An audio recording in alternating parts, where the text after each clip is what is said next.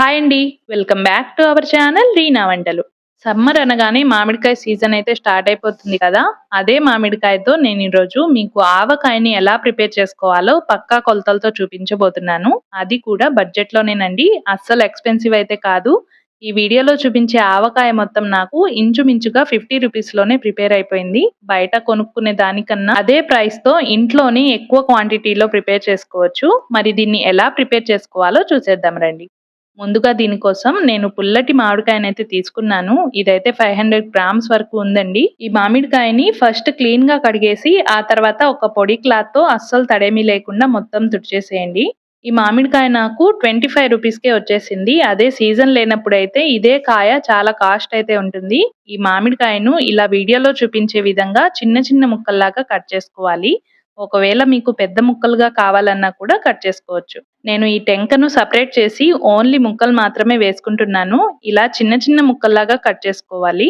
ఆ తర్వాత ఆవకాయని ప్రిపేర్ చేసుకోవడానికి వీలుగా ఉండే ఒక పెద్ద గిన్నెనైతే తీసుకుని, ఇందులోకి మామిడికాయ ముక్కలన్నీ ఏ కప్పుతో అయితే 4 కప్పుల వరకు అవుతాయో, అదే కప్పును మెజర్‌మెంట్‌గా పెట్టుకుని 4 కప్పుల వరకు మామిడికాయ ముక్కల్ని ఇందులో వేసుకోండి. మిగతా ఇంగ్రీడియెంట్స్ అన్నీ కూడా ఇదే కప్పుతో కొలుచుకోవాలి.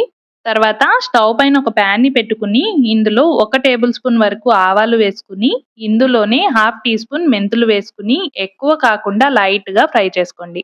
ఇందులో ఉన్న తేమ పోయి కమ్మటి వాసన వచ్చేంత వరకు ఫ్రై చేసుకుంటే సరిపోతుందండి. వీటిని వేరొక బౌల్‌లోకి తీసి పక్కకు పెట్టేసుకోండి.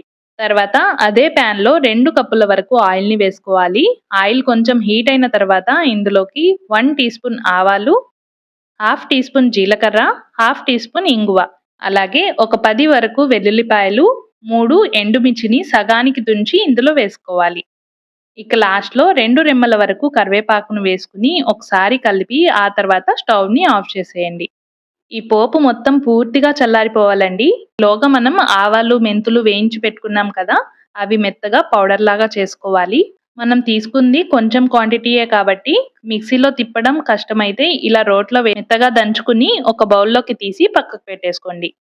తర్వాత మనం కట్ చేసుకున్న మామిడికాయ ముక్కల్లోకి 1 టీ స్పూన్ పసుపు, హాఫ్ కప్ వరకు ఉప్పు, 1 కప్ కారం, అలాగే ఆవల పొడిని కూడా ఇందులో వేసేసి వీటిని మొత్తం బాగా మిక్స్ చేసుకోవాలండి.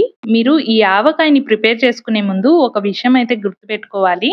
ఫస్ట్ పోపును రెడీ చేసుకుని ఆ తర్వాత మాత్రమే మామిడికాయని కట్ చేసుకోవాలండి. ఎందుకంటే మనకు పోపు చల్లారటానికి టైం పడుతుంది కాబట్టి ముక్కలు ముందే కట్ చేసుకుంటే అందులో నుంచి తేమ అనేది బయటకొచ్చేస్తుంది. ముక్కలు కట్ చేసుకున్న వెంటనే ఇవన్నీ యాడ్ చేసుకోవాలి. లేదంటే స్టోర్ అనేది ఉండదండి. తొందరగా పాడైపోతుంది.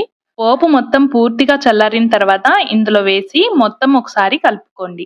ఈ ఆవకాయని ప్రిపేర్ చేయడానికి నేను ఓన్లీ మామిడికాయని మాత్రమే బయట నుంచి తీసుకొనొచ్చానండి. మిగతా ఇంగ్రీడియెంట్స్ అన్నీ ఇంట్లో ఉండేవే కాబట్టి ఇంచుమించుగా 50 రూపీస్‌లోనే కంప్లీట్ అయిపోయింది. దీన్ని బయట పెట్టుకుంటే 1 మంత్ వరకు స్టోర్ చేసుకోవచ్చు. అలాగే ఫ్రిడ్జ్‌లో అయితే 3 ఆర్ 4 మంత్స్ వరకు స్టోర్ చేసుకోవచ్చు.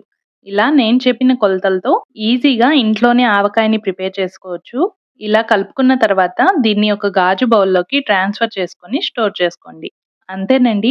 ఆవకాయ అయితే రెడీ అయిపోయింది. దీన్ని వేడి వేడి అన్నంలో వేసుకొని తింటే సూపర్‌గా ఉంటుంది.